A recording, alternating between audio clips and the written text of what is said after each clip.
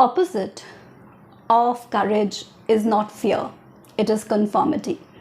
This was a comment left by one of my colleagues, ex-colleagues from HDFC Bank on my LinkedIn profile.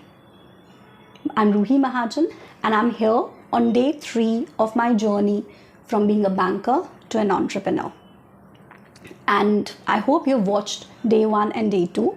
If not yet, the links are given in the description box below. Please do click on them and watch them as well. Also, do not forget to subscribe to my channel as I record my journey of the first 90 days of my entrepreneur stint. So, conformity may be opposite of courage, but it is also comfortable. It is also easy comparatively. So yesterday I started working on some of the content that I wish to prepare, and for that I thought that I'll make it in the form of a PowerPoint presentation with my notes and everything, so that when I have to record or stuff like that, it becomes easier. Now in organizations I worked with, we always had a set template of presentations which was prepared by the corporate communication team, and we all use that same template for our presentations. Yesterday I was spoiled for choice. PowerPoint has so many options of templates to choose from. The topics that I wanted to cover were related to banking. Reason being that I have been a banker, and I worked as a teller, I worked as a welcome desk, I worked in the clearing side there for a while. I've also taken care of operations in the CMS, government business. I have been a customer service manager, then a relationship manager, a relationship manager. I've been in insurance sector for a while. I have also been part of HR learning and development team.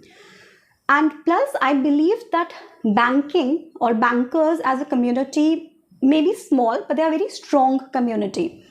You have private sector banks, you have public sector banks, you have small finance bank these days, you have cooperative banks, you have fintech companies coming up these days, and there are a lot of people who are aspiring to be bankers, common general public who's interested in banking topics.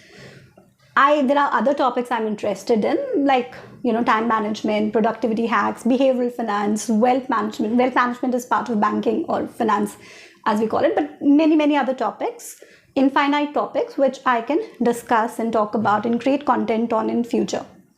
So start with banking. That was a thought process. Where do you go for banking information? Authentic, original, good information. And that place, my friends, is RBI website. So I went there. I started navigating. RBI website is difficult to navigate. It's very comprehensive. You have lot of material there, lot of gyan there, as I would like to put it. But unless you are experienced, you'll find it difficult to navigate that website. Besides that, RBI also uses a very typical difficult language. It's not everybody's cup of tea to grasp that language. So that's what I thought will be the starting point, and typically pick up the material from there, put it in a simpler words and pack it in my PowerPoint presentation. While I was doing it, suddenly it struck me that as a learner, as an audience, I'm always interested in what is the original source of the information I see on YouTube videos or on Google.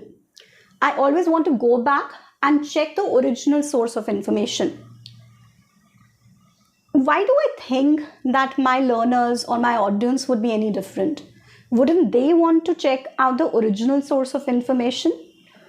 So does it make sense for me to make a PowerPoint presentation from the original material, or does it make sense to show on the screen in which I'm navigating the RBI website and then putting in my thoughts there, explaining the concepts, giving backgrounds and stuff like that? I'm still thinking about it. I'm not saying the work is done. I wanted to sit on it, think about it, and then actually start recording, start working on it. What do you think? Please do leave your comments in the comment section on the below this particular recording. Also, if not subscribed yet, please do subscribe so that we can continue with this journey, my entrepreneurial journey, for the next few days to come. Do join me tomorrow for my day 4 of the journey. Thanks for watching.